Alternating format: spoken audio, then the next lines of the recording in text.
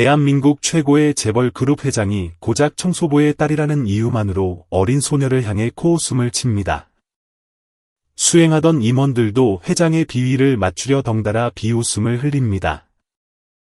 하지만 딱 1분 뒤, 그 누구도 감히 입을 떼지 못했습니다.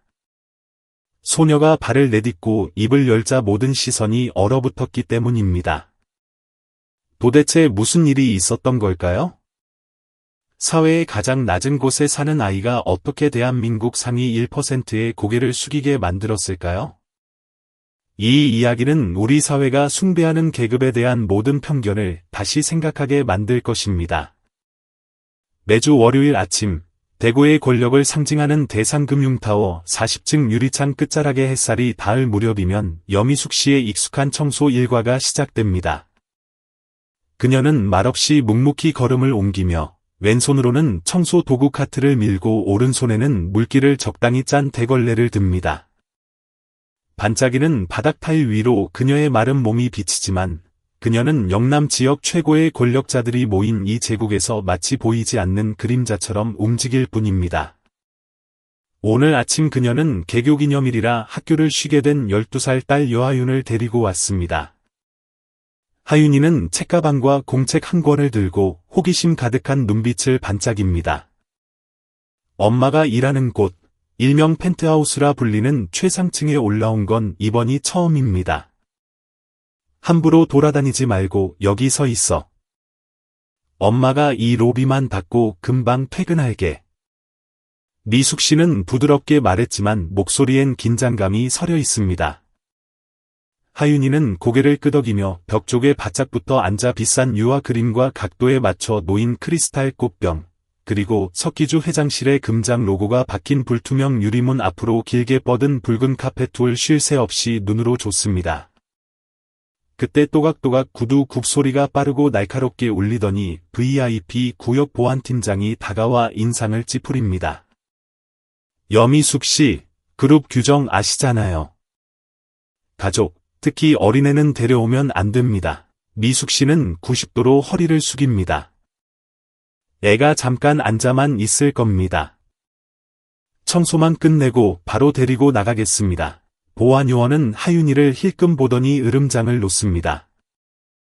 저 붉은 카펫은 밟지 못하게 하세요. 임원진 전용 통로니까.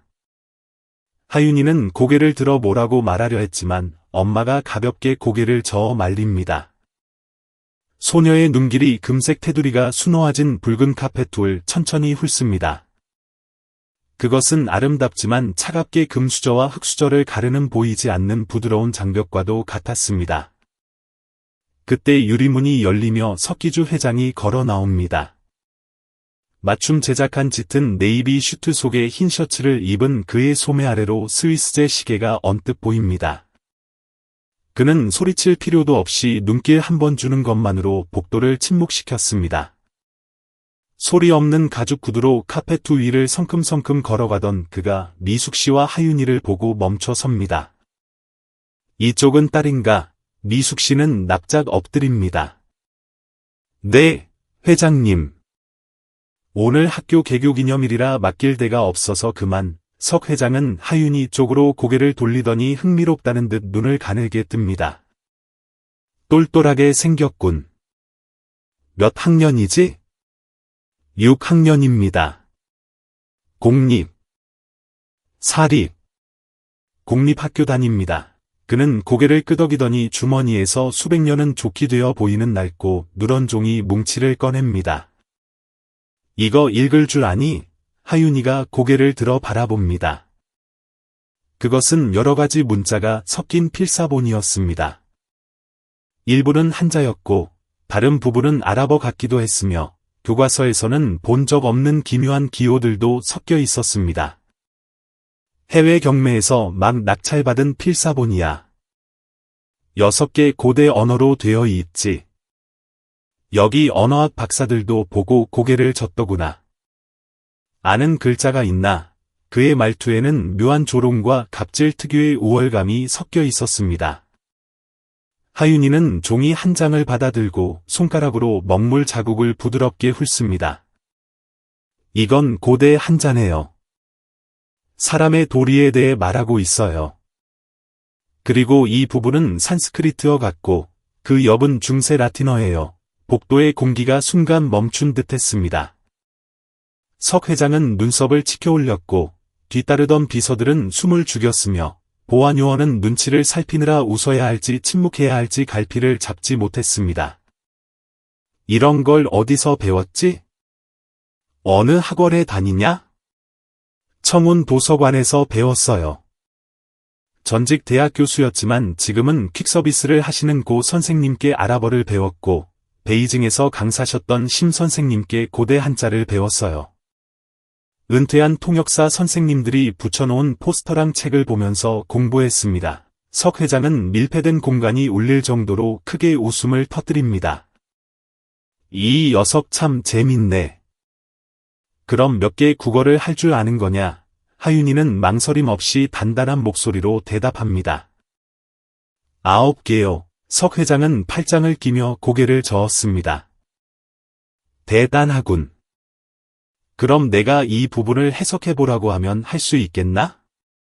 해볼게요. 하지만 뭐지? 하지만 아저씨가 읽지 못한다고 해서 못 읽는 사람을 비웃으면 안 되는 거예요. 존댓말을 썼지만 내용은 도발적인 그 말에 사람들로 붐비던 복도는 기이할 정도로 조용해졌습니다.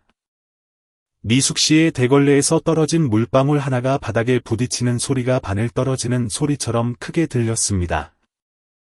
그녀는 공포에 질려 눈을 크게 떴고 숨조차 쉬지 못했습니다. 보안 요원은 당장이라도 쫓아내라는 명령을 기다리듯 석 회장을 바라보았습니다. 석 회장은 아이를 쳐다보았습니다. 수술용 칼처럼 날카로운 눈빛이었지만 찰나의 순간 경외심 섞인 흥미가 스쳤습니다. 그는 손을 휘저었습니다. 이름이 뭐냐? 여하윤입니다. 좋아, 하윤 양. 번역을 기다려보지. 하지만 재미로 하는 거니 꿈은 꾸지 마라.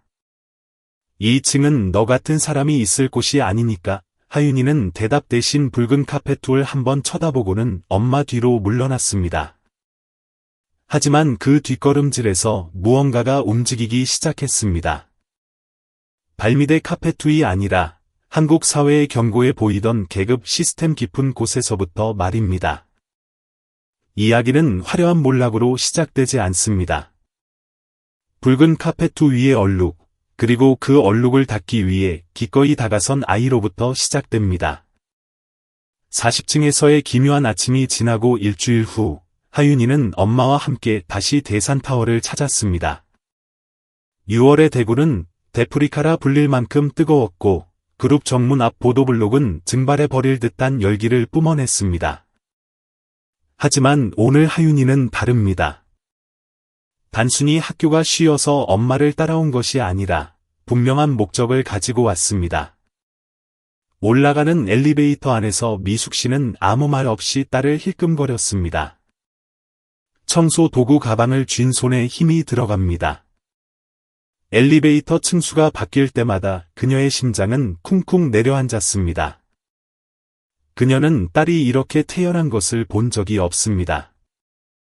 특히 이 건물에서 누구도 감히 맞설 수 없는 석기주 회장과의 대화 이후로는요. 그런데 하윤이는 소름 끼칠 정도로 차분했습니다.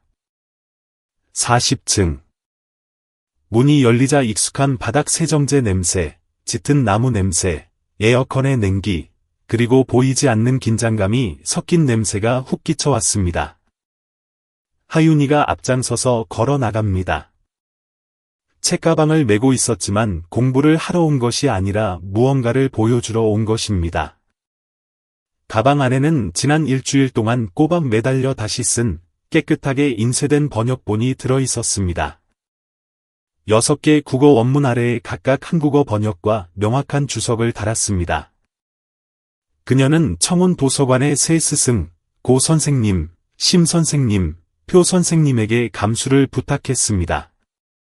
세상이 잊어버린 학문적 기억을 가진 세 사람의 지식이 아이의 손끝에서 모였습니다. 회의실 문이 활짝 열려 있고 내부 회의가 한창이었습니다. 테이블 주위로 정장을 입은 10여 명의 사람이 노트북과 태블릿을 들여다보고 있었습니다. 대형 스크린에는 분기별 수익률 그래프가 심전도처럼 요동치고 있었습니다. 상석에 앉은 석 회장이 발언 중이었습니다. 소리를 지르지 않아도 위험이 느껴지는 날카로운 목소리였습니다. 하윤이가 들어서는 순간 음소거 버튼을 누른 듯 모든 소리가 멈췄습니다. 공기의 흐름이 바뀌었습니다. 무슨 일이지? 그가 물었습니다. 화난 것은 아니지만 면도날처럼 예리한 말투였습니다.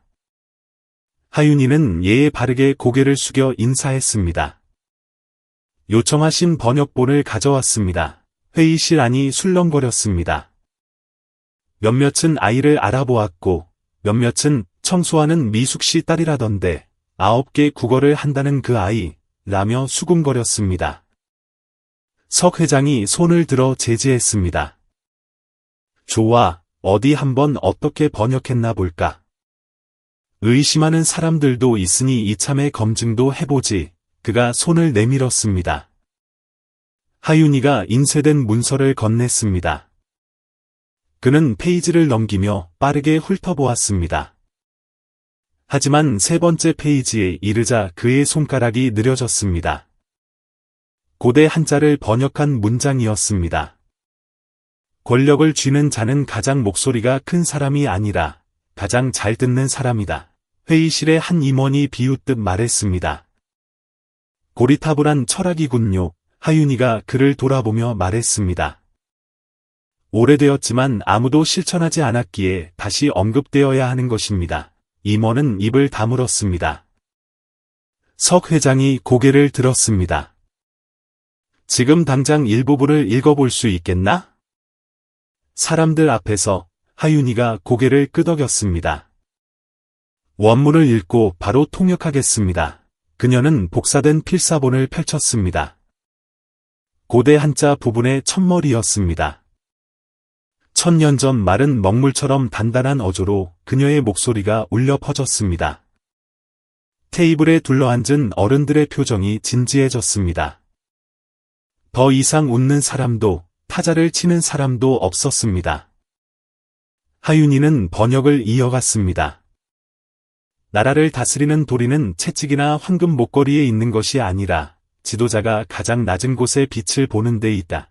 석 회장은 가만히 앉아 있었습니다. 테이블 위에 놓인 손가락 관절이 마치 소리 없는 연주를 하듯 미세하게 움직였습니다. 하윤이는 두 번째, 고대 아랍어 부분으로 넘어갔습니다. 정확한 발음으로 읽고 뜻을 풀이했습니다. 이번 내용은 겸손에 관한 것이었습니다. 자비 없는 권력은 폭력이 된다는 내용이었습니다.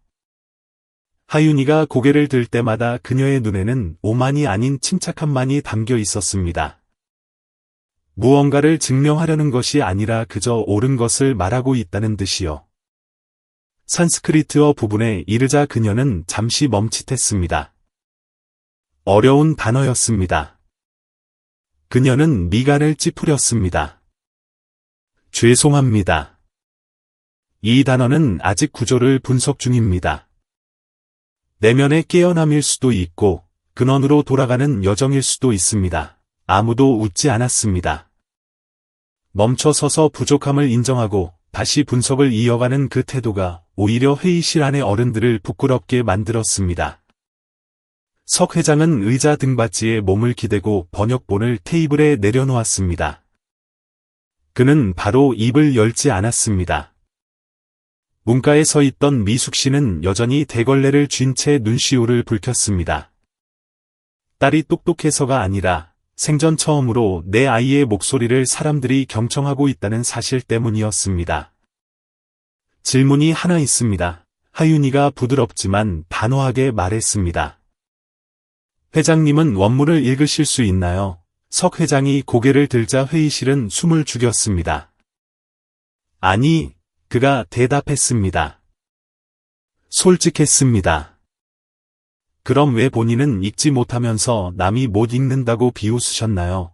그가 인상을 쓰자 다른 임원이 끼어들었습니다. 건방지게 어린애가 못하는 말이 없구나. 석 회장은 손을 들어 조용히 시킨 뒤 아이를 똑바로 바라보았습니다. 내 말이 맞다. 짧은 인정이었지만 한국 기업 문화, 특히 최고 경영자의 위치에서 이 말은 바위에 박히는 못처럼 묵직했습니다. 하윤이는 고개를 끄덕였지만 우쭐해하지 않았습니다. 저는 누구를 이기려고 온 게 아니에요. 그녀가 말했습니다. 그저 저희 엄마가 제대로 된 이름으로 불리기를 바랄 뿐이에요. 그리고 저 같은 아이들도 굳이 이 높은 곳에 몰래 숨어들지 않아도 배우고, 듣고, 볼 권리가 있다는 걸 말하고 싶었어요. 회의실은 쥐 죽은 듯 조용했습니다. 장난이라고 생각했던 사람들은 부끄러움을 느꼈습니다. 석 회장은 주위를 둘러보고는 고개를 끄덕였습니다. 좋아. 그럼 정식으로 사과하지. 여미숙 씨, 그가 하윤이의 엄마를 향해 돌아섰습니다. 딸 앞에서 당신에게 모욕을 준 것은 내 잘못입니다. 그리고 지난 8년 동안 당신의 이름을 한 번도 묻지 않은 것도 내 잘못입니다. 미안합니다. 여미숙 씨, 마지막 세 글자를 말할 때 그의 목소리는 잠겨 있었습니다. 미숙 씨는 아무 말도 하지 못했지만 허리를 곧게 폈습니다. 어깨는 더 이상 전처럼 처져 있지 않았고 그녀의 눈은 천장의 조명보다 더 밝게 빛났습니다. 하윤이는 고개를 숙였습니다. 감사합니다. 석 회장은 작게 숨을 내쉬고는 아이를 보았습니다. 내가 말로만 사과하는 게 아니라 정말 제대로 바로잡으려면 어떻게 해야 하지? 하윤이는 그의 눈을 똑바로 쳐다보았습니다. 처음으로 나이, 지위, 직책의 간격이 사라졌습니다. 세 가지를 말씀드릴게요. 이건 조건이 아니라 배우는 사람으로서 다시 시작하기 위한 제안이에요. 그렇게 12살 소녀, 보안요원에게 카페투를 밟지 말라는 경고를 들었던 아이는 도시에서 가장 강력한 권력자 중 한 명을 가르치기 시작했습니다. 겉보기엔 단순한 세 가지 요구였지만 그것은 그룹 전체의 손바닥에 찍힌 먹물 자국처럼 지워지지 않을 것입니다. 비웃음이 가득했던 권력의 정점에서 드디어 경청이 시작되었습니다. 다음 날 점심, 오래된 동네의 작은 반지하 방. 하윤이는 도로 높이와 비슷한 창문가에 앉아 있습니다. 은행나무의 연두빛 잎사귀 사이로 비스듬히 들어온 햇살이 낡아서 모서리가 다른 책상을 비춥니다. 그녀는 글을 쓰고 있습니다. 장문 숙제도, 일기도 아닌 엄마에게 쓰는 편지. 엄마, 나 그곳에 갈 거야. 엄마는 걱정하겠지만 난 그분들을 만나야 해. 저에게 언어를 가르쳐 주신 분들, 세상을 여러 개의 귀와 눈으로 듣는 법을 알려주신 분들. 그녀는 편지를 접어 엄마의 베개 밑에 넣었습니다. 하윤이는 가방을 메고 색바랜 흰 셔츠를 걸친 채 큰 길로 이어지는 골목을 걸어갔습니다. 아무도 그녀의 목적지가 청운 도서관이라는 것을 알지 못했습니다. 강남의 화려한 도서관에 비하면 낡고 시대에 뒤떨어졌다고 아이들이 외면하는 곳입니다. 하지만 하윤에게 그곳은 성지이자 가장 기이한 3명의 스승을 만나는 곳입니다. 동양학 교수였으나 현실 감각이 부족해 해임되고 택배 일을 하는 고 선생님. 전직 운 통역관이었으나 지금은 아랍어 문서 더미 속에 파묻혀 사는 표 선생님. 그리고 시각장애인이지만 일본어, 이탈리아어, 독일어를 모국어처럼 구사하는 심 선생님. 그녀는 단순히 감사 인사를 하러 온 것이 아닙니다. 질문을 안고 왔습니다. 도서관은 천장에 선풍기 돌아가는 소리가 들릴 만큼 고요했습니다. 서가를 정리하던 고 선생님이 인기척의 뒤를 돌아보며 눈을 가늘게 떴습니다. 하윤이니? 오랜만이구나. 무슨 일이냐? 하윤이는 돌려 말하지 않았습니다. 석기주 회장님 앞에서 제 번역을 읽었어요. 그분이 물으셨어요. 이제 내가 잘못을 바로잡으려면 뭘 해야 하지? 라고요. 제가 일부 대답하긴 했지만 더 큰 걸 원해요. 저 혼자만을 위한 게 아니에요. 고 선생님이 고개를 끄덕였습니다. 공정함만을 요구하러 온 게 아니구나? 너희 어머니 같은 분들, 그리고 너 같은 아이들, 높은 곳에 오를 기회조차 없는 사람들을 바라보는 그들의 시선을 바꾸고 싶은 거지. 책장 뒤에서 심 선생님이 대화의 흐름을 읽은 듯 나타났습니다. 아이가 맞아요. 그녀는 부드럽게 말했습니다. 석 회장 같은 사람이 진정으로 변하려면 사과 몇 마디로는 안 돼요. 두려움이 아니라 부끄러움을 느끼게 해야죠. 하지만 어떡해요? 하윤이가 세 사람을 바라보았습니다. 저는 고작 어린아이에 불과해요. 하지만 그 아이는 방금 회의실 전체를 멈춰 세웠습니다. 표 선생님이 서류 뭉치를 들고 다가왔습니다. 이거 아니? 역사적으로 큰 변화의 시작은 늘 잃을 게 없는 사람에게서 나왔단다. 하윤이는 조용히 듣고 있었습니다. 고 선생님이 그녀 앞에 파일 하나를 내려놓았습니다. 여기 아무도 해석하지 못했거나 오역된 고문서들이 있다. 티베트 고어와 라오스 방언도 섞여 있지. 내가 한번 해봐라. 해낼 수 있다면 그에게 건네주렴. 그분이 읽을까요? 아니. 하지만 너에게 해석을 부탁하게 될 거야. 그때가 내가 조건을 걸 수 있는 기회다. 그가 정말 이해하고 싶다면 이 도서관으로 와야 한다고 해. 잊혀진 사람들의 이야기를 들어야 한다고. 하윤이의 머릿속에 아이디어가 스쳤습니다. 복수가 아닌 방향의 전환, 낮은 곳으로의 초대였습니다. 그녀는 밤늦게까지 도서관에 머물렀습니다. 노란 불빛 아래 책 넘기는 소리와 낡은 프린터가 가쁜 숨을 몰아쉬는 소리만 들렸습니다. 하윤이는 몰두했습니다. 네이버나 구글이 아닌 종이책과 손필기, 그리고 3번의 교육 과정을 거친 노인들의 기억을 빌려 단어를 찾았습니다. 그날 밤 집에 돌아오니 엄마는 이미 잠들어 있었습니다. 하윤이는 엄마를 깨우지 않고 자리에 누웠지만 머릿속에는 낯선 문자들이 맴돌았습니다. 하지만 그녀는 알고 있었습니다. 내일 다시 40층으로 돌아갈 것이며 이번에는 보여주기 위해서가 아니라 제안하기 위해서라는 것을요. 월요일 아침, 누구의 초청도 약속도 없었지만 하윤이는 마치 직원처럼 당당하게 로비로 들어섰습니다. 이번에는 보안요원도 막지 않았습니다. 9개 국어를 하는 소녀 때문에 회장이 사과했다는 소문은 이미 1층까지 퍼져 있었기에 그들은 가볍게 목례를 했습니다. 사람들이 그녀를 이름으로 부르기 시작했습니다. 엘리베이터가 40층에 닿았습니다. 이번에는 회의실이 아닌 회장 집무실 문을 두드렸습니다. 들어와. 석 회장의 목소리가 들렸습니다. 그는 혼자 앉아 있었고 책상 위에는 기업 서류 대신 지난번 하윤이가 번역한 낯선 언어의 인쇄본이 놓여 있었습니다. 그가 놀란 듯 쳐다보았습니다. 또 왔구나. 이번에는 문을 열어드리러 왔어요. 그가 눈썹을 치켜 올렸습니다. 회장님이 제가 공부하는 도서관에 오셔서 3분을 만나셨으면 해요. 각각 다른 이야기를 가진 분들이죠. 시스템 밖으로 밀려났지만 학교나 학원에서는 배울 수 없는 걸 가르쳐 주시는 분들이에요. 석 회장이 턱을 괴었습니다. 무엇을 위해? 제가 들었던 것처럼 회장님도 들으시라고요. 보고서가 아닌 진짜 사람을 통해 세상을 보시라고요. 그는 한참 동안 말이 없었습니다. 누구도 그에게 이런 요구를 한 적이 없었습니다. 애원하거나 강요하는 대신 초대한 사람은 없었습니다. 단, 조건이 있다. 그들이 널 가르치는 모습을 직접 보고 싶다. 내가 어떻게 지금의 내가 되었는지 알고 싶군. 하윤이가 고개를 끄덕였습니다. 좋아요.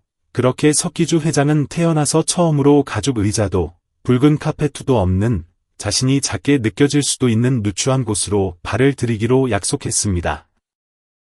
그날 저녁 하윤이는 도서관으로 돌아왔고 3명의 늙은 스승은 이미 기다리고 있었습니다. 테이블에는 의자 3개가 놓여 있었습니다. 하나는 모든 것을 가졌다고 생각했던 석 회장의 자리, 나머지 2개는 처음부터 다시 배울 용기가 있는 누구든지를 위한 자리였습니다. 이야기는 끝난 것이 아니라 이제 막 시작되었습니다. 한 계급의 반전은 붉은 카페트 위의 얼룩에서 시작되어 청소부 소녀가 들려주는 세상 이야기를 듣기 위해 땅으로 내려오는 여정으로 완성됩니다. 동이 트자 검은색 세단이 조용히 청원 도서관으로 향하는 좁은 길로 접어들었습니다. 경적도, 수행원도, 경호원도 없었습니다. 석기주 회장은 직접 운전대를 잡았고 선글라스에 소박한 흰 셔츠 차림이었습니다. 뉴스에서 보던 권위적인 회장의 모습과는 딴판이었습니다. 차에서 내린 그는 도서관 입구의 녹슨 간판을 올려다보았습니다. 수많은 사람이 읽지도 않고 지나쳤을 낡은 간판. 하지만 오늘 그는 멈춰 서서 읽습니다. 지식은 지위를 우러러보지 않고 오직 경청하는 마음을 우러러본다. 석 회장은 긴 숨을 내쉬었습니다. 그 문구의 전율이 이렇습니다. 수년 만에 처음으로 돈으로 사람을 굴복시킬 수 없는 곳에 왔다는 느낌을 받았습니다. 하윤이가 칠이 벗겨진 벽돌 계단 옆에서 기다리고 있었습니다. 의례적인 인사 대신 가볍게 고개만 끄덕였습니다. 두려움 없는 명료한 존중이었습니다. 들어오세요. 도서관 내부는 발소리가 울릴 만큼 고요했습니다. 둥근 나무 테이블에 3명의 스승이 앉아 있었고 테이블 위에는 낡은 책 한 권과 그를 위한 빈 의자가 놓여 있었습니다. 오셨군요. 석기주 회장님, 고 선생님이 침착하고 낮은 목소리로 말했습니다. 고대 언어학을 가르쳤던 고입니다. 이쪽은 전직 운통역관 표 선생, 그리고 소리와 감정으로 언어를 가르치는 심 선생입니다. 석 회장은 가볍게 목례를 하고 자리에 앉았습니다. 환영의 말도, 물 한 잔도 없는 정막. 하지만 이런 의전의 부재가 오히려 이곳이 쇼가 아님을 말해주고 있었습니다. 고 선생님이 책장을 넘기며 입을 열었습니다. 하윤이를 이해하고 싶어 오셨겠지만 그 전에 먼저 처음부터 다시 배울 준비가 되셨습니까? 석 회장이 눈썹을 꿈틀했습니다. 무슨 뜻입니까? 심 선생님이 미소 지었습니다. 어떤 언어는 말하는 게 아니라 느끼는 겁니다. 하윤이가 3년 전에 배운 첫 번째 수업을 회장님도 경험해 보셨으면 합니다. 그들은 그 앞에 4개의 낯선 글자가 적힌 종이를 놓았습니다. 라틴어도, 한자도, 한글도 아닌 추상화처럼 굽이치는 기호였습니다. 무슨 뜻인지 짐작이 가시나요? 표 선생님이 바람처럼 가볍게 물었습니다. 석 회장은 눈을 가늘게 떴습니다. 글쎄요. 시간의 물결인가? 모르겠군요. 심 선생님이 고개를 저었습니다. 이건 소수 민족의 고대 언어로 빗속에서 노래하는 벙어리 아이라는 뜻입니다. 그는 멍해졌습니다. 왜 이렇게 복잡한 뜻이 담겨 있을까? 모든 문명이 표현을 위해 많은 단어를 필요로 하는 건 아니기 때문이죠. 고 선생님이 덧붙였습니다. 가난한 이들의 언어는 종종 매우 섬세합니다. 길게 말할 여유는 없지만 깊이 느끼기 때문이죠. 방 안의 침묵 속에 석 회장은 자신이 작아지는 것을 느꼈습니다. 표 선생님이 이어 말했습니다. 하윤이가 왜 그렇게 빨리 배우는지 아십니까? 남보다 똑똑해서가 아니라, 남을 이기기 위해서가 아니라 이해하기 위해 배우기 때문입니다. 그 아이에게 단어는 무기가 아니라 다리입니다. 석 회장은 의자에 등을 기대었습니다. 수많은 회의, 계약, 전문 용어로 상대를 압박하고 굴복시켰던 지난 날들이 스쳐 지나갔습니다. 영어, 중국어, 독일어로 무장에 휘두르던 권력. 하지만 그는 언어를 지렛대로만 썼지 공감으로 향하는 통로라고는 생각지 못했습니다. 그럼 제가 뭘 해야 합니까? 그가 처음으로 진심을 담아 물었습니다. 하윤이가 부드럽지만 단호하게 대답했습니다. 채용 방식을 바꾸는 것부터 시작하세요. 엄마처럼 명문대 졸업장이 없다는 이유로, 비즈니스 영어가 유창하지 않다는 이유로 얼마나 많은 사람이 거절당했는지 아세요? 석 회장은 침묵했습니다. 동정을 바라는 게 아니에요. 오늘 저희 이야기를 듣는 것처럼 그들의 이야기도 들어달라는 거예요. 그때 시각장애인인 심 선생님이 일어났습니다. 구석에 놓인 낡은 피아노 건반 위에 손을 얹고 기묘한 선율을 연주하기 시작했습니다. 제목은 알 수 없지만 하나하나가 말 없는 기억을 끌어올리는 듯했습니다. 연주가 끝나자 그녀가 말했습니다. 이 곡은 가사 없는 고대의 자장가예요. 엄마들은 아이가 마음으로 이해할 거라 믿었기 때문이죠. 방 안은 고요했습니다. 석 회장은 고개를 숙였습니다. 경영학 교과서가 아닌 감정으로 배우는 첫 수업이었습니다. 그가 일어나 하윤이를 돌아보았습니다. 연설문을 하나 써줄 수 있겠니? 그가 물었습니다. 전 직원을 위한 연설문. 경영진의 언어가 아니라 내 어머니의 언어로 쓴 글 말이야. 하윤이가 고개를 끄덕였습니다. 그녀의 눈빛이 한결 부드러워졌습니다. 물론이죠. 하지만 반상 없는 곳에서 큰 소리로 읽으셔야 해요. 석 회장이 오랜만에 옅은 미소를 지었습니다. 어디서? 공단 한복판, 엄마 같은 분들이 바닥 타일을 닦던 그곳에서요.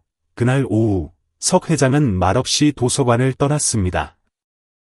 서류도 계약서도 없이 수첩 하나와 머릿속에 맴도는 선율만을 가지고 목소리가 없다고 생각했던 사람들의 가사 없는 노래를 품은 채 인생의 새로운 챕터가 시작되었음을 그는 직감했습니다. 내일 마이크는 낮은 곳으로 내려갈 것이고 한 번도 입을 떼지 못했던 이들이 자신의 이야기를 할 기회를 얻게 될 것입니다. 대구 성서공단, 오후의 햇살이 공장 지붕 위로 길게 내려앉았습니다. 기계 소음과 기름 냄새가 진동하는 곳. 보통은 체조나 긴급 조회 때만 쓰이던 작은 광장에 심상치 않은 일이 벌어지고 있었습니다. 화려한 로고도 배경도 없는 나무 단상이 세워졌고 손으로 쓴 칠판만이 놓여 있었습니다. 잊혀진 목소리를 듣다. 주로 여성과 젊은 청년들인 노동자들이 흩어져 서서 수군거렸습니다.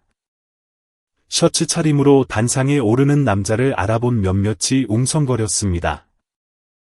뉴스에서 보던 대상그룹 석기주 회장이었습니다. 하지만 그는 비싼 구두도 정장도 없이 미리 준비된 연설문도 비서진도 없이 홀로 섰습니다. 마이크도 없었습니다. 석 회장은 깊게 숨을 들이마시고 입을 열었습니다. 저는 이 회사를 숫자와 보고서로 완벽히 안다고 생각했습니다. 하지만 제가 몰랐던 한 가지, 이 회사를 살아 숨쉬게 하는 건 바로 여러분이었습니다. 매일 수레를 밀고, 기계를 돌리고, 청소하고, 물건을 검수하는 여러분 말입니다. 경제 뉴스에는 절대 나오지 않지만, 여러분이 바로 이 회사의 주춧돌입니다. 군중은 침묵했습니다. 몇몇은 의아한 눈빛을 교환했습니다. 15년차 청소부인 선자 씨는 미간을 찌푸렸습니다.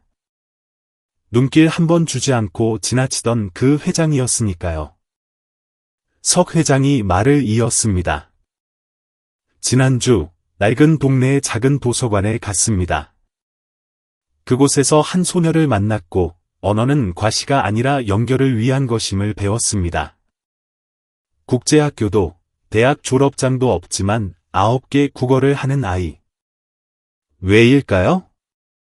힘없는 청소부인 엄마가 세상과 소통할 수 있도록 다리가 되어주기 위해서였습니다. 아래쪽에서 웅성거리는 소리가 들려왔습니다. 노동자들의 호기심이 일었습니다. 한 기술직 직원이 마치 남의 집 이야기하듯 속삭였습니다. 석 회장은 말을 멈추고 자신을 가리켰습니다. 그리고 그 아이의 어머니. 바로 이곳에서 제 밑에서 일했던 청소부였습니다. 저는 그녀의 이름도 몰랐고 눈을 마주친 적도 없습니다. 그녀가 세상을 떠날 때까지 제가 어떤 직원을, 어떤 사람을 잃었는지조차 몰랐습니다. 무거운 침묵이 공단 전체를 덮었습니다. 선자 씨의 눈시울이 뜨거워졌습니다. 사과 때문이 아니라 회장이 노동자들 앞에서 자신의 잘못을 인정한 것을 처음 보았기 때문입니다. 석 회장은 나무 단상에서 내려와 군중 속으로 걸어 들어갔습니다. 경영 전략 같은 건 말하지 않겠습니다. 저는 들으러 왔습니다. 어떤 언어든 상관없으니 하고 싶은 말이 있다면 해주십시오. 마이크는 필요 없습니다. 가장 가까이서 듣겠습니다. 침묵 끝에 쭈뼛거리며 손 하나가 올라갔습니다. 낡은 유니폼을 입은 체구 작은 젊은 여성, 포장팀의 지은이었습니다. 그녀가 떨리는 목소리로 말했습니다. 작년에 아픈 아이 때문에 3일 휴가를 냈다가 해고당했습니다.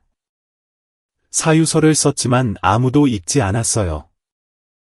규정은 알지만 때론 심판보다 이해가 필요할 때가 있잖아요. 석 회장은 그녀에게 시선을 고정한 채 고개를 끄덕였습니다. 또 다른 손이 올라갔습니다. 전기팀의 민호였습니다. 회장님, 여기서 4년 일했습니다. 전문대 졸업장이 있지만 자격 미달이라며 기술직 승진이 안 됩니다. 그 조건이 뭔지는 아무도 말해주지 않고요. 석 회장은 숨을 내쉬며 미소 지었습니다. 감사합니다. 그게 제가 알아야 할 사실입니다. 드문드문하지만 진심 어린 박수가 터져 나왔습니다. 점점 더 많은 손이 올라갔습니다. 습한 기숙사, 식은 급식, 아픈 노모를 두고도 월급이 깎일까봐 쉬지 못하는 사연들. 수년 동안 쌓인 침묵이 확성기 없이 터져 나왔습니다. 구석에서 하윤이가 조용히 지켜보고 있었습니다. 그녀는 석 회장 옆이 아닌 노동자들 사이에 섞여 있었습니다. 회장의 말을 이해하지 못하는 나이든 이주 노동자에게 그녀는 베트남어로 차분하게 통역해 주었습니다. 그 남자는 눈물을 글썽이며 고개를 끄덕였습니다. 처음으로 높은 분의 말이 이해되는 순간이었습니다. 해가 기울고 매미 소리가 다시 들려올 때쯤 비공식적인 모임이 끝났습니다. 선물도 구호도 없었지만 오늘이 분기점이라는 느낌만은 분명했습니다. 석 회장은 단상을 돌아보았습니다. 더 이상 그곳에 설 필요가 없었습니다. 그는 들었고 주춧돌인 사람들의 귀를 막고서는 회사가 나아갈 수 없음을 깨달았습니다. 차에 타기 전 그는 비서에게 전화를 걸었습니다. 사내 자문위원회를 만들어 노동자, 청소팀, 행정직원을 포함해서 이번엔 학벌 말고 누가 할 말을 제대로 하는지로 뽑아. 비서가 놀라 물었습니다. 회장님, 통제가 어려울 겁니다. 석 회장이 씁쓸하게 웃었습니다. 통제가 아니라 반박이 필요한 거야. 전화를 끄는 그는 멀리 서 있는 하윤이를 보았습니다. 등 뒤로 쏟아지는 햇살 속에 서 있는 그녀는 손을 흔드는 대신 가볍게 고개를 끄덕였습니다. 처음으로 용서받을 필요 없이 그저 올바른 방향으로 계속 가면 된다는 안도감이 들었습니다. 마이크 없는 여정, 진실한 발걸음과 듣는 귀만이 존재하는 여정이 시작되었습니다.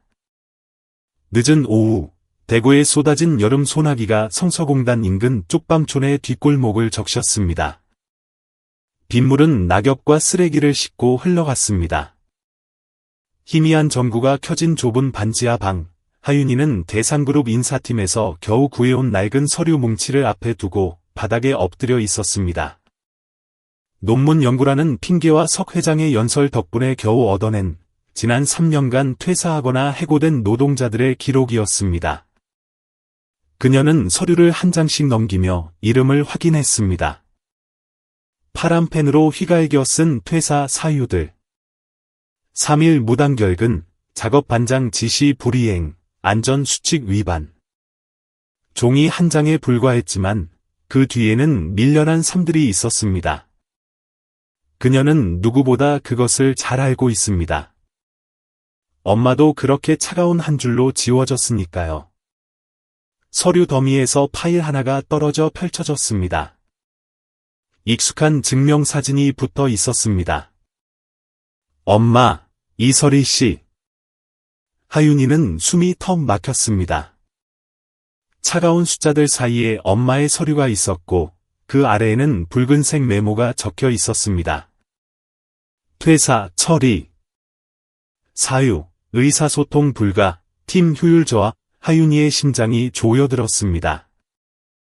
그녀는 도장이 찍힌 곳에 번진 보라색 잉크 자국 위에 손을 얹었습니다. 그것은 잉크 자국인지 누군가 홧김에 내리찍은 분노의 흔적인지 알 수 없었습니다. 의사소통 불가. 허리 통증 때문에 몇 시간만 쉬게 해달라고 손짓발짓으로 설명하던 엄마, 그리고 꾀병이라며 무시하던 감독관들의 모습이 떠올랐습니다. 다음 장은 급여 명세서였습니다. 이설이라는 이름이 유령처럼 조용히 적혀 있었습니다. 그녀는 엄마가 일한 마지막 달, 수당과 개근 상여금이 모두 삭감되어 실수령액이 60%나 줄어든 것을 확인했습니다. 구체적인 이유는 없었습니다. 스스로 그만두게 만들려는 무언의 압박이었습니다. 그때 노크 소리가 하윤이를 깨웠습니다. 엄마와 야간조에서 일했던 경비원 구씨 아저씨였습니다. 옛날 서류 찾는 사람이 있다길래 학생인 줄 알았어. 엄마가 마지막 날 남긴 말 기억하니? 아저씨가 누렇게 바램 봉투를 건넸습니다. 하윤이는 떨리는 손으로 봉투를 받았습니다. 한 번도 읽지 못한 편지였습니다. 엄마가 뇌출혈로 세상을 떠나기 전날 아이가 충분히 강해지면 전해달라고 맡긴 것이었습니다. 편지를 열자 엄마의 흘림체 글씨가 나타났습니다. 딸아, 만약 언젠가 내가 엄마 같은 사람들을 노동력이 아닌 인간으로 보이게 할 수 있다면 그렇게 해다오. 그들을 미워하지 마라. 그들은 악한 게 아니라 바르게 사는 사람의 말을 듣는 법을 배우지 못한 것뿐이란다. 하지만 넌 달라. 너에겐 목소리가 있고 글이 있으니 부디 그걸 사용해 다오. 그 편지는 하윤의 내면 깊은 곳에 억눌려 있던 감정의 댐을 무너뜨렸습니다. 그녀는 편지를 끌어안았고 눈물은 창밖의 빗줄기처럼 하염없이 쏟아져 내렸습니다. 바로 그날 밤, 그녀는 노트북을 열고 타자를 치기 시작했습니다. 그것은 대학 에세이가 아닌 하나의 심층조사 보고서였습니다. 제목은 잊혀진 목소리들. 대상그룹 인사 시스템에서 배제되었던 117명 노동자들의 이야기였습니다. 그녀는 각 사례를 인용하며 인사 기록을 첨부했고 그 이면에 숨겨진 진짜 사정을 서술해 내려갔습니다. 상부 지시 불이행으로 해고된 한 직원은 사실 위급한 아내를 응급실로 데려가던 중이었습니다. 무릎 관절염을 앓고 있음에도 게으르다는 평가를 받은 사람도 있었고 한국어 소통이 서툴다는 이유만으로 임금 인상을 거절당한 이주 노동자의 사연도 있었습니다. 그녀는 석기주 회장님께 만약 아직 당신에게 조금이라도 관심이라는 것이 남아있다면 이라는 제목으로 사내 이메일을 발송했습니다. 이틀이 지나도록 답장은 없었고 그녀는 이 일 또한 수천 장의 서류처럼 침묵 속에 묻힐 것이라 생각했습니다. 하지만 사흘째 되던 날 오후 저장되지 않은 낯선 번호로 전화벨이 울렸습니다. 하윤 씨인가? 나 석기주요. 그의 목소리는 낮게 깔려 있었지만 차갑지는 않았습니다. 다 읽어보았네. 내가 실패했다는 걸 인정하지. 만약 아직 자네에게 인내심이 남아있다면 내일 오후 23층 집무실에서 봅시다. 다음 날 하윤은 어머니가 평생 한 번도 밟아보지 못했던 공간, 회장실로 들어섰습니다. 그녀의 눈앞에 있는 것은 고급 가죽 의자에 앉은 권위적인 남자가 아니었습니다. 석기주 회장은 서서 어머니의 인사 기록 파일을 손에 쥐고 있었습니다. 나 같은 기업인이 평생 배우지 못한 것이 하나 있지. 바로 뒤를 돌아보고 잘못을 인정하는 법이라네. 자네가 내게 그 기회를 주었어. 그녀는 침묵을 지켰습니다. 단지 상황을 무마하려고 사과하는 게 아냐.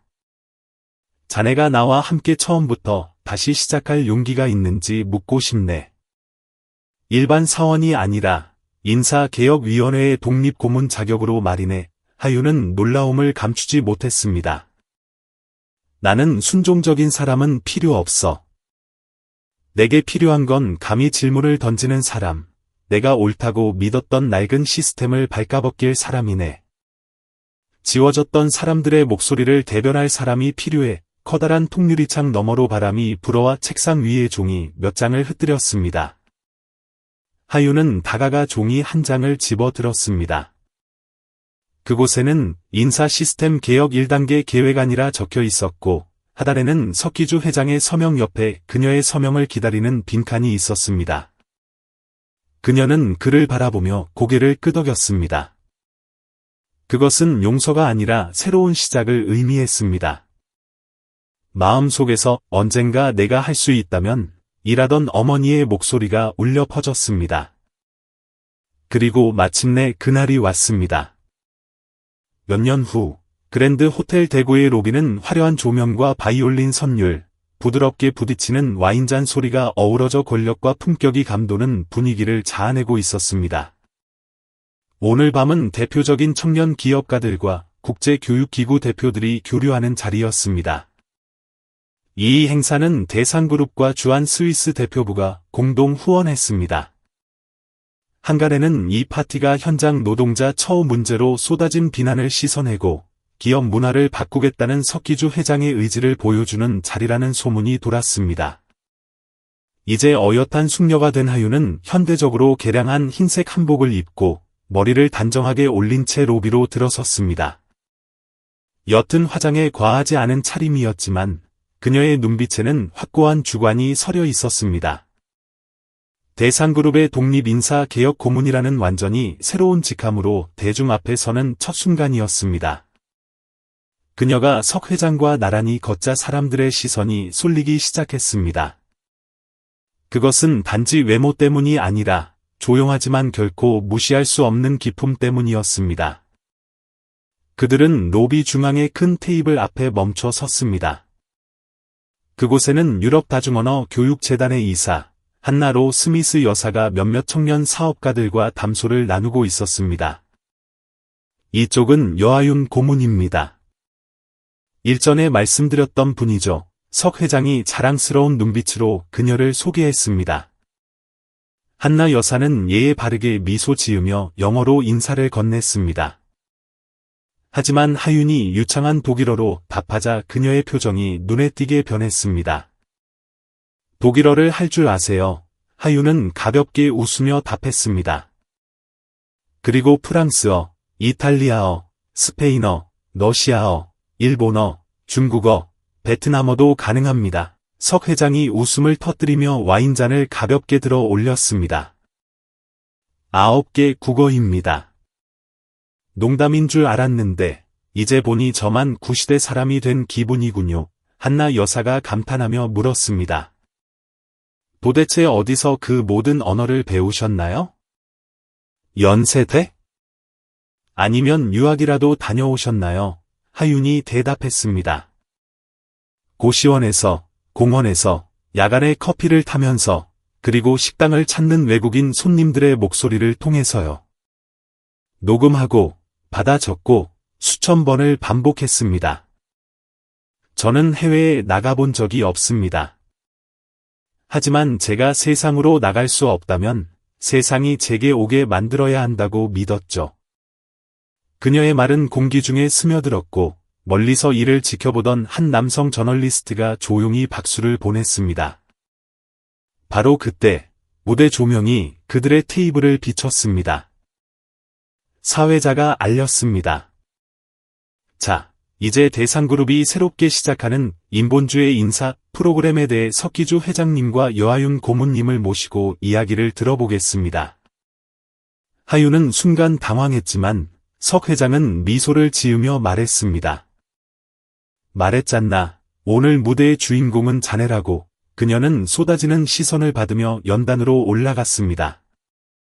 조명 아래에서 그녀는 과거 자신이 웨이트리스였을 때 자신을 무시했던 사람들을 보았습니다. 탐색하고 호기심을 갖고 의심하는 눈초리들까지도.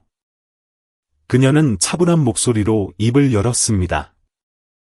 저는 가장 큰 차별이 피부색이나 성별, 가난이라고 생각했습니다. 하지만 아니었습니다. 가장 잔인한 차별은 상대방이 목소리를 낼 자격조차 없다고 단정 짓는 것입니다. 잠시 정적이 흘렀습니다.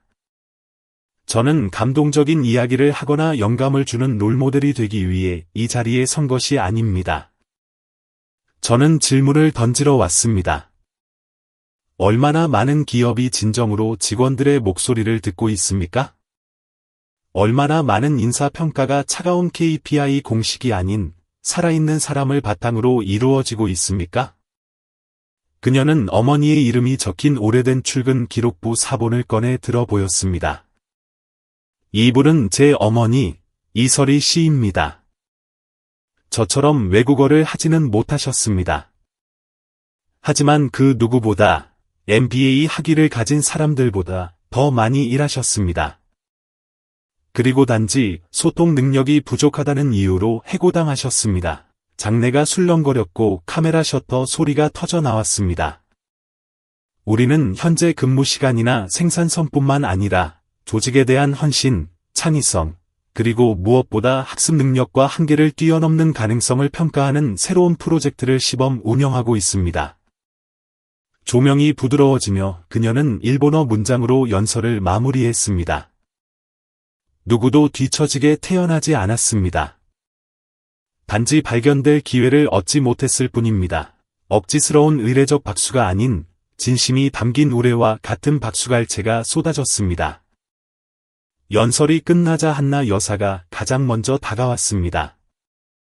그녀는 붉은색 유럽교육재단 로고가 박힌 친필 서명이 담긴 명함을 하윤에게 건넸습니다.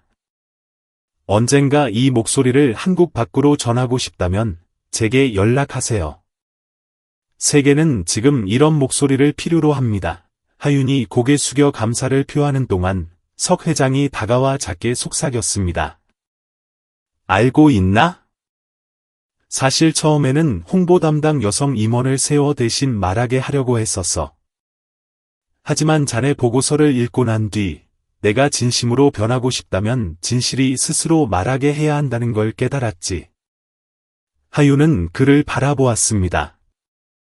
그는 더 이상 그녀가 증오했던 회장이 아니라 잘못을 바로잡는 법을 배우고 있는 한 사람이었습니다. 행사장을 나서는 길, 그녀는 조용히 뒤를 돌아보았습니다. 고급 정장과 반짝이는 구두를 신은 사람들 사이로 낯익은 실루엣이 보였습니다. 과거 봉제 공장 야간 조의 조장이자 규정대로 인사하지 않았다는 이유로 어머니에게 벌점을 주었던 그 사람이었습니다. 그는 지금 물잔을 든 채 멍하니 서서 눈시울이 붉어진 채 입술을 달싹이고 있었습니다. 미안합니다. 하윤은 그저 고개를 끄덕였습니다. 원망도 오만함도 없는 그저 자신이 선택한 이 험난한 길이 옳았음을 확인하는 끄덕임이었습니다. 집으로 돌아가는 택시 안에서 그녀는 휴대전화를 열었습니다. 낯선 번호로 문자가 와 있었습니다. 너는 내가 평생 볼 기회가 없었던 빛이란다. 고맙다. 발신인이 적혀 있지 않았지만 그녀는 그 메시지가 이 세상 사람이 보낸 것이 아님을 느꼈습니다. 그녀는 영광 때문이 아니라 연결됨에 미소 지었습니다.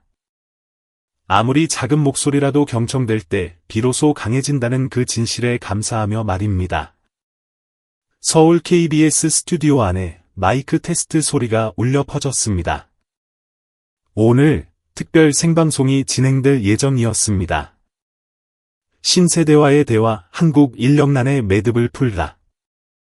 주제는 딱딱해 보였지만 앙숙이나 다름없는 출연진 덕분에 수백만 명의 시청자가 몰렸습니다. 한쪽에는 최근 인사 관련 논란으로 홍역을 치른 재벌 총수 석기주 회장이, 반대편에는 전직 웨이트리스이자 이제는 지식 노동자 계층의 아이콘이 되어 스위스 포럼에서 석 회장의 말문을 막히게 했던 여하윤이 자리했습니다. 무대 뒤편, PD는 분주하게 현장을 지휘했습니다. 스태프들이 마이크를 채우고 카메라를 조정하고 조명을 체크하는 동안 하윤은 눈을 감고 깊게 심호흡을 했습니다. 그녀는 지난번처럼 한복을 입는 대신 전문 고문답게 단정하면서도 여성스러운, 그러면서도 당당함이 느껴지는 슈트를 선택했습니다. 반면 석 회장은 과거의 오만함과는 거리가 먼 깊은 생각에 잠긴 모습이었습니다. 깔끔한 검은색 슈트에 잘 정돈된 머리였지만 눈빛에는 차가움 대신 경계심과 약간의 존중이 섞여 있었습니다. 방송 5분 전, PD의 외침이 들려왔습니다. 두 분은 2인용 소파에 앉으시면 됩니다. 1부는 각자의 이야기를, 2부는 편집 없는 실시간 대담으로 진행됩니다. 모든 발언은 그대로 송출됩니다. 하윤은 가볍게 고개를 끄덕였습니다. 석 회장은 아무 말 없이 의자 팔걸이를 꽉 쥐었습니다. 무대 조명이 켜지고 MC가 중후한 목소리로 오프닝을 열었습니다. 우리는 지금 출신과 상관없이 모든 목소리가 경청되어야 하는 새로운 시대로 접어들고 있습니다. 오늘 밤, 우리는 서로 정반대의 세계에서 왔지만 변화라는 하나의 갈망을 공유하는 두 분을 모셨습니다. 카메라가 하윤의 얼굴을 클로즈업했고 그녀의 눈빛은 흔들림이 없었습니다. MC가 질문을 던졌습니다. 첫 번째 질문입니다. 일반 노동자들이 끊임없이 무시당하게 만드는 가장 큰 장벽은 무엇이라고 생각하십니까? 하윤은 망설임 없이 답했습니다. 학위가 없으면 신뢰할 자격도 없다는 맹목적인 전제입니다. 가난하면 능력이 없을 것이라는 편견. 장벽은 노동자의 손이 아니라 고용주의 머릿속에 있습니다. 방청석이 술렁거렸고 많은 이들이 고개를 끄덕였습니다. MC가 석 회장에게 물었습니다. 이에 대해 어떻게 생각하십니까? 회장님은 구시대적 사고의 표본이라는 비판을 받아오셨는데요. 석 회장은 씁쓸한 표정으로 입을 열었습니다. 부정하지 않겠습니다. 젊은 시절 저는 능력 있는 자만이 높은 자리에 앉아야 하고 실수한 자는 해고되는 게 마땅하다고 믿었습니다. 하지만 저는 직위가 아니라 사람을 바라보는 방식에서 진정한 품격이 나온다는 가장 비싼 수업료를 낸 교훈을 얻었습니다. 하윤이 고개를 돌려 그를 똑바로 바라보았습니다. MC가 눈썹을 치켜세웠습니다. 그렇다면 회장님 소유의 호텔에서 해고되었던 하윤 씨에게 하고 싶은 말씀이 있으십니까? 석 회장은 숨을 깊게 들이쉬었습니다. 미안합니다. 그때 저는 내부 평가서를 읽어보지도 않았습니다. 저는 당신이 테이블을 닦으면서 9개 국어를 한다는 사실을 전혀 몰랐습니다. 그저 소통이 원활하지 않다는 불만사항 하나만 보고 결제 서명을 했습니다. 하윤은 잠시 눈을 감았다 떴습니다. 회장님은 탓하지 않습니다. 저는 효율성은 가르치지만 사람을 이해하는 법은 가르치지 않는 이 시스템 전체를 탓합니다. MC가 고개를 끄덕이며 화제를 전환했습니다. 하윤 씨, 오늘 대상그룹의 전략 인사 고문으로 초빙되셨는데 모순적이지 않습니까? 하윤이 미소 지었습니다. 기회가 주어진다면 사람은 변할 수 있습니다. 그리고 진정한 변화는 떠나는 것이 아니라 다시 돌아와 시스템 안에 서서 그것을 더 낫게 만들 때 일어납니다. 객석에서 박수가 터져 나왔습니다. MC는 분위기를 고조시키기로 했습니다. 만약 당신을 무시했던 사람 중 단 한 명을 해고할 권한이 주어진다면 누구를 선택하시겠습니까? 하윤은 1초의 망설임도 없이 대답했습니다. 아무도 선택하지 않겠습니다. 제가 그렇게 한다면 저 또한 그들과 똑같은 사람이 되는 것이니까요. 스튜디오의 공기가 멈춘 듯 했습니다. MC가 한숨을 내쉬며 물었습니다. 석 회장님, 만약 그 당시로 돌아간다면 해고 결제 서류에 서명하시겠습니까? 석 회장이 천천히 답했습니다. 서명하지 않을 겁니다. 그녀를 앉혀놓고 무엇을 원하는지, 어떤 생각을 가지고 있는지, 내가 어떻게 성장을 도울 수 있는지 물어볼 겁니다. 직원은 자산이 아니라 미래라는 걸 이제 이해했으니까요. 하윤이 고개를 기울이며 처음으로 부드러운 미소를 보였습니다. MC가 두 사람을 바라보며 물었습니다. 공통 질문입니다. 한국이 진정한 인적자원 강국이 될 수 있다고 보십니까? 하윤이 먼저 답했습니다. 네. 우리가 이력서 한 장으로 인간을 평가하는 것을 멈춘다면요. 공원에서 낡은 스피커로 영어를 배운 소녀가 명문대생과 동등한 기회를 얻을 수 있다면 출신 배경 때문에 미래가 축소되는 일은 없을 겁니다. 석 회장이 말을 이었습니다. 그리고 저 같은 경영진들이 한 발 물러서서 경청하고 진짜 경험을 가진 사람들에게 발언권을 준다면 우리는 단순한 인력이 아닌 인재를 얻게 될 것입니다. 다시 한번 박수 소리가 울려 퍼졌고 카메라는 두 사람의 얼굴을 천천히 비췄습니다. 자격 미달로 해고당했던 소녀와 권력을 통제로 여겼던 재벌 총수. 이제 그들은 나란히 앉아 평등하게 대화하고 있었습니다. 방송이 끝나갈 무렵 MC가 마무리 멘트를 했습니다. 오늘의 대화가 모든 것을 당장 바꾸지는 못하겠지만 이것은 불씨가 되어 우리 안의 어두운 구석을 비추는 빛이 될 것입니다. 조명이 꺼지자 석 회장이 몸을 돌렸습니다. 자네가 내 명성에 위협이 될 거라고 생각했네만 이제 보니 자네는 내가 진정한 리더가 될 수 있는 마지막 기회였어. 하윤은 즉답 대신 다가와 손을 내밀었습니다. 그렇다면 현장 노동자들의 이야기를 듣는 것부터 시작하시죠. 반박하지 말고, 기록하지 말고, 그저 듣는 것부터요. 석 회장은 그녀의 손을 꽉 잡았습니다. 무대 뒤, PD가 기술팀에게 속삭였습니다. 실시간 시청자 수 신기록이야. 600만 명을 넘었고 계속 올라가고 있어. 또 다른 곳, 전라도의 한 여학생은 언니에게 문자를 보냈습니다. 언니, 나 결심했어. 일본어 배울 거야. 나도 언젠가 저 언니처럼 수백만 명 앞에서 말할 수 있을지도 모르잖아. 이야기는 스튜디오를 넘어 퍼져나갔습니다. 그것은 가장 작은 꿈들 틈으로 스며들었고 오늘 밤부터 새로운 세대는 자신의 목소리 또한 가치가 있다는 것을 믿기 시작했습니다. 빗줄기가 경상남도 하동의 작은 집 양철 지붕을 두드리는 밤이었습니다. 3평 남짓한 좁은 방, 희미한 전등 불빛 아래 한 노년의 여인이 낡은 나무 책상에 몸을 구부리고 있었습니다. 그녀의 이름은 옥분. 하동 섬진강 변 대나무 바구니에 버려져 있던 3살배기 하윤을 거두어 기른 분이었습니다. 피 한 방울 섞이지 않았지만 옥분은 하윤을 들나물과 강물고기 그리고 시골 사람 특유의 강인함으로 키워냈습니다. 배움은 짧았지만 하윤에게 마음으로 듣는 법을 처음 가르쳐준 사람이자 주워온 아이가 위대한 사람이 될 수 있다는 것을 한 번도 의심하지 않은 유일한 사람이었습니다. 낡은 텔레비전 화면에는 신세대와의 대화, 재방송이 나오고 있었습니다. 하윤의 모습은 강인하면서도 부드러웠고 한국 최고의 권력자와 동등하게 대화하고 있었습니다. 옥분은 숨을 죽이고 화면을 응시했습니다. MC가 당신의 목소리도 가치가 있습니다. 라는 말로 프로그램을 마치자 그녀는 울음을 터뜨렸습니다. 자랑스러워서가 아니었습니다. 평생 하지 않겠다고 맹세했던 일, 즉 진실을 말해야 할 순간이 다가왔음을 직감했기 때문입니다.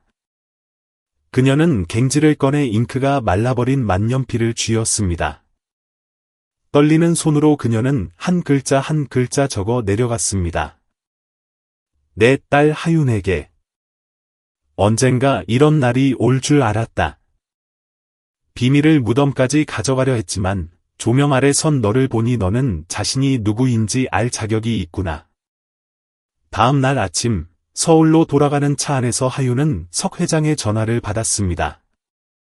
그는 별말 없이 이메일 하나를 전달했습니다. 그 안에는 컴퓨터 공학을 전공한 조카를 통해 옥분이 보낸 편지가 담겨 있었습니다. 편지를 다 읽은 하윤의 몸이 굳어버렸습니다. 옥분은 편지에서 고백했습니다. 너는 내 친딸이 아니란다. 누군가 너를 두고 갔어.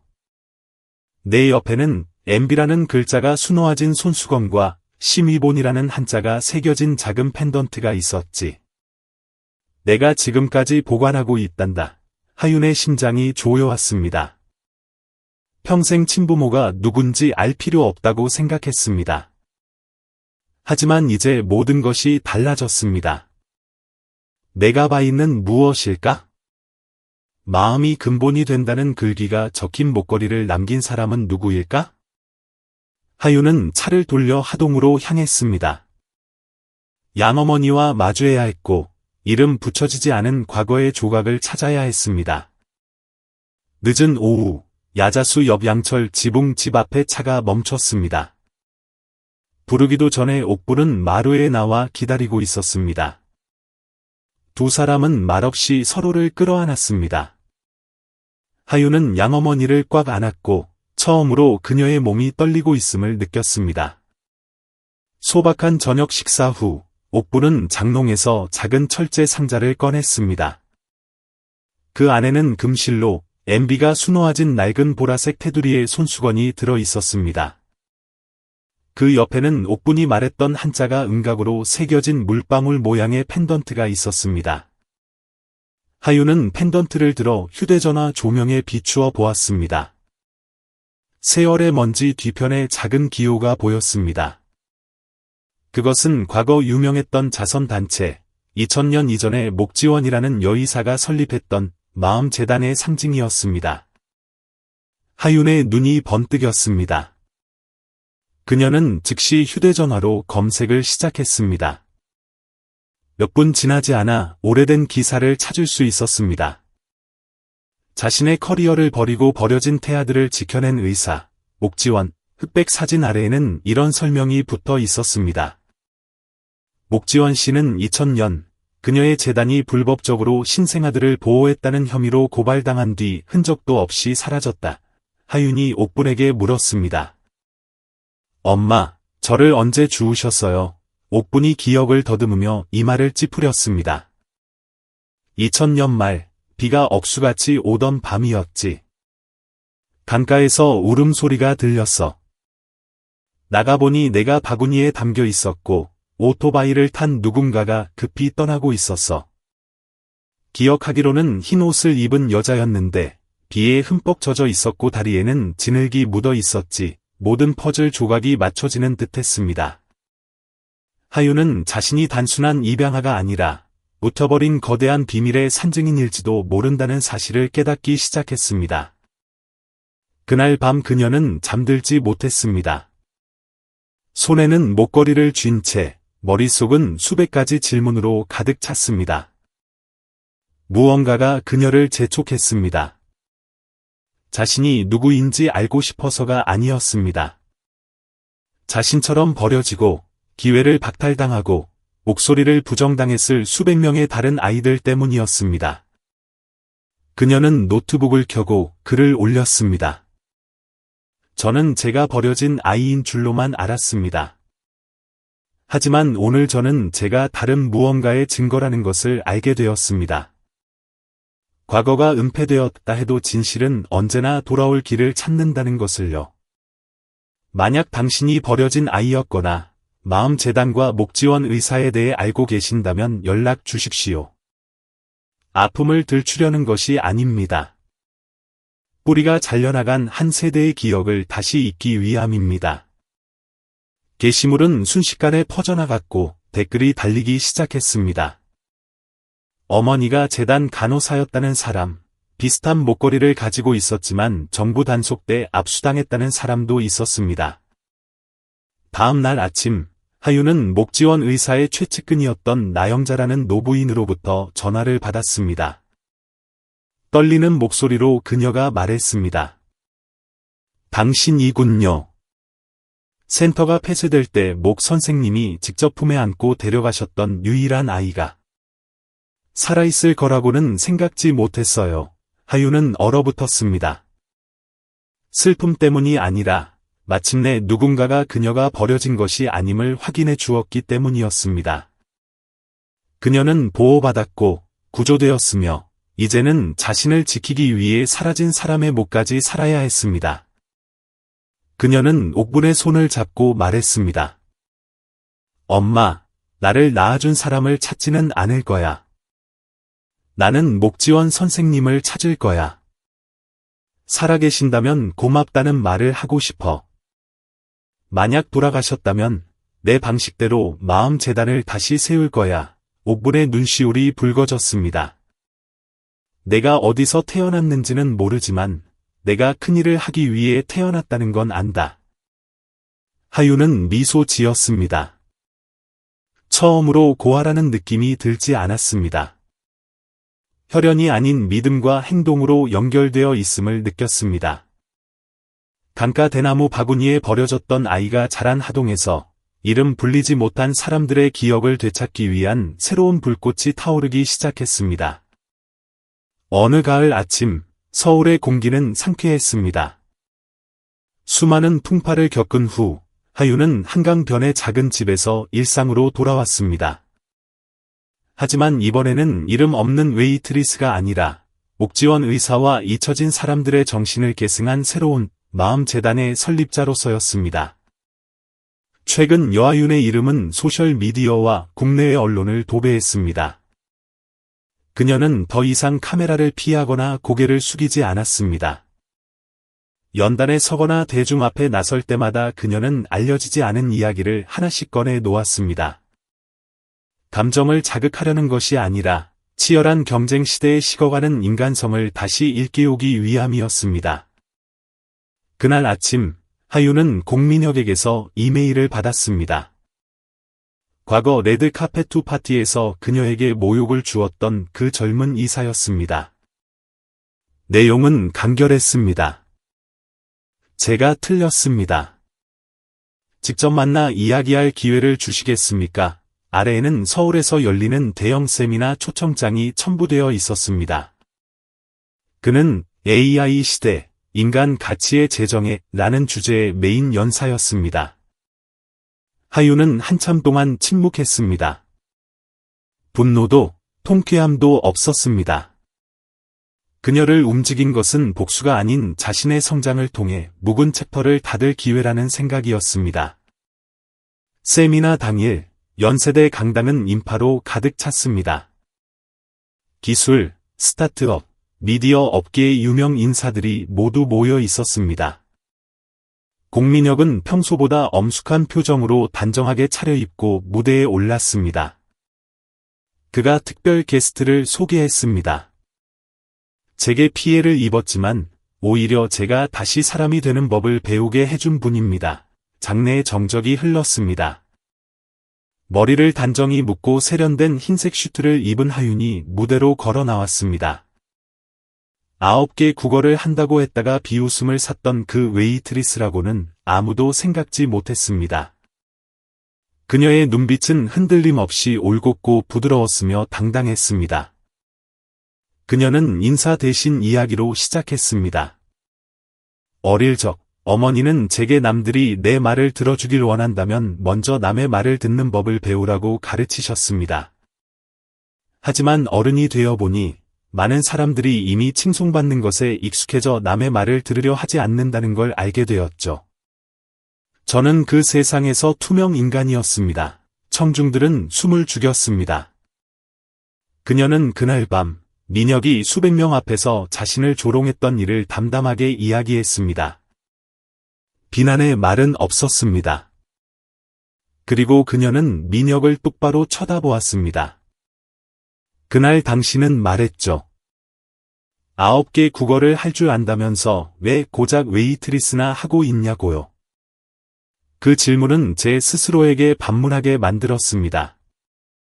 내가 가진 가치대로 살고 있다면 왜 나는 그 가치를 아무도 봐주지 않는 곳에 있어야만 하는가? 하지만 이제 여기 계신 모든 분들 앞에서 당신에게 되묻고 싶습니다. 당신이 보여주는 모습만큼 정말로 강한 사람이라면 왜 단 한 번도 공개적으로 사과할 용기는 내지 못했나요? 장내가 얼어붙었습니다. 민혁이 일어섰습니다. 그는 피하지 않았습니다. 그는 하윤 옆으로 다가가 마이크를 잡았습니다. 목소리가 쉬어 있었고 떨렸습니다. 하윤 씨, 제가 너무 오만했습니다. 칭송받는 것에 익숙해져서 나와 다른 누군가를 보면 조롱함으로써 저만의 환상을 지키려 했습니다. 그날의 일뿐만 아니라 인간의 가치에 대해 무지하면서도 마치 리더인 척했던 저 자신에 대해 사과드립니다. 상처를 무기로 삼지 않아 줘서 고맙습니다. 당신이 제게 그것을 가르쳐 주었습니다. 박수가 터져 나왔습니다. 민혁의 반성 때문이 아니라 두 사람의 태도 때문이었습니다. 잘못을 인정하는 용기, 그리고 용서하는 용기. 누구나 옳고 싶어 하는 세상에서 자신의 잘못을 시인하고 새로운 눈으로 타인을 바라보는 용기는 실로 드문 것이었습니다. 세미나 후, 하윤은 숙소로 돌아와 창가에 조용히 앉았습니다.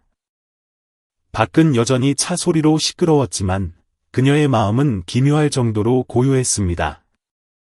침묵하는 웨이트리스에서 영감을 주는 인물이 되기까지 너무나 많은 일이 있었지만 그녀는 이것이 단지 시작점일 뿐임을 알았습니다. 그때 낯선 번호로 문자가 왔습니다. 저는 목지원 선생님과 함께 일했던 나영자 씨의 자녀입니다. 어머니께서 목 선생님이 실종되기 전 마지막으로 들르셨던 곳에 대한 정보를 가지고 계십니다. 만나 뵐 수 있을까요? 문자를 읽은 하윤의 손에 힘이 들어갔습니다. 운명은 과거를 쉽게 닫아주지 않았지만 이제 그녀는 더 이상 도망치지 않습니다. 그녀는 노트북을 열고 새 프로젝트의 제목을 적었습니다. 회심 프로그램 현대사 속 버려진 아이들을 구했던 숨은 의인들을 찾아서.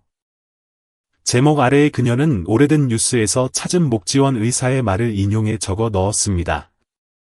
우리는 태어날 곳을 선택할 수 없지만 어떻게 기억될지는 선택할 수 있다. 그녀는 미소 지었습니다. 그 여정 속에서 그녀는 더 이상 인정을 갈구하는 사람이 아니라 무시당했던 이들에게 믿음의 불을 밝히는 등대가 되어 있었습니다. 자신의 가치를 증명하는데 9개 국어는 필요 없었습니다.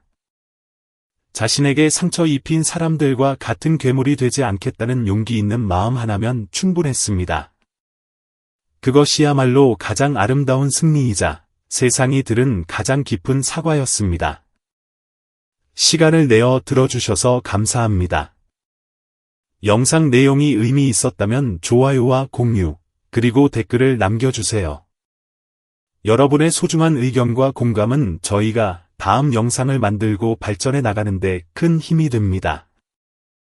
다음 영상에서 뵙겠습니다.